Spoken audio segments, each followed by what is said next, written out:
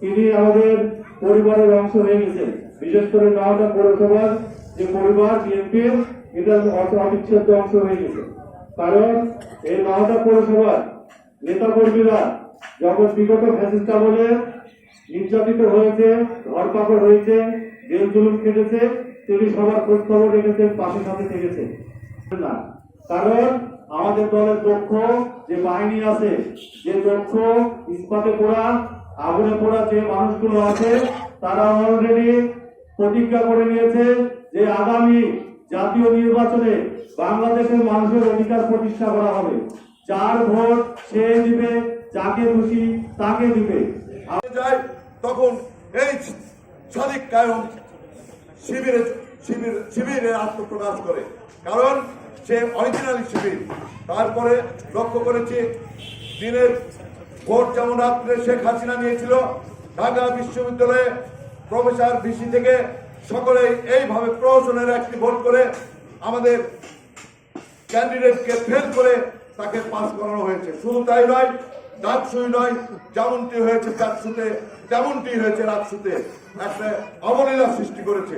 সাথী ভাইরা, ডাকসু চাকসু মানেই বাংলাদেশ নয়। যদি আপনারা মনে করেন তাই, তাহলে বোকার সঙ্গে বসবাস করছেন। আপনাদের উদ্দেশ্যে বলতে চাই, এই সেই সংগঠনের যে প্রধান, সে আজ 3 দিন ধরে মুখে ফেরা তুলে দিয়েছে। বলছে কি যে ভোট দোক আর নদক, মানে ওর ভাষা সাঁতালের না পাহাড়ের না খ্রিস্টানের, তা তো আমরা বুঝতে পারি না। বলছে কি ভোট দোক আর নদক, আমাদের ক্ষমতায় যেতেই হবে। উনি 47 মানে, উনি 52 মানে, উনি 90 অভ্যুত্থান মানে, উনি 7 মানে, কিন্তু উনি 71 মানে না। কারণ 71-এ তিনি কি করেছে এটা জাতি জানতে চায়। সাথী ভাইরা, যে সংগঠন এই বাংলাদেশের মানচিত্রই চাইনি, সেই সংগঠন কি করে বাংলাদেশের নেতা হতে চায়, এটা আমার জাতির কাছে প্রশ্ন। তাই আমরা বিচলিত নই। আমরা জানি তাদের যুগ যুগ ধরে বংশানুক্রমিক ভাবে তাদের এটাই পরিচয়, এটাই করে। সাথী ভাইরা, আমি বক্তব্য দীর্ঘায়ু করব না। আমি বিনীতভাবে করজোরে আমি দেশবাসীর কাছে, এলাকাবাসীর কাছে আমি একটি বিনতি করতে চাই।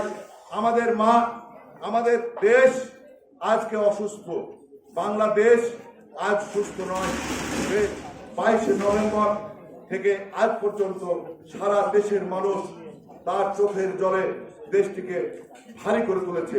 শুধু দেশের মানুষই নয়, দেশ বিদেশ থেকে বিভিন্ন স্পেশালিস্ট এবং বিদেশ থেকেও অনেক মানুষের, প্রবাসীদের কান্নার ঝড়ে বিদেশের মাটিও ভারী হয়ে গেছে।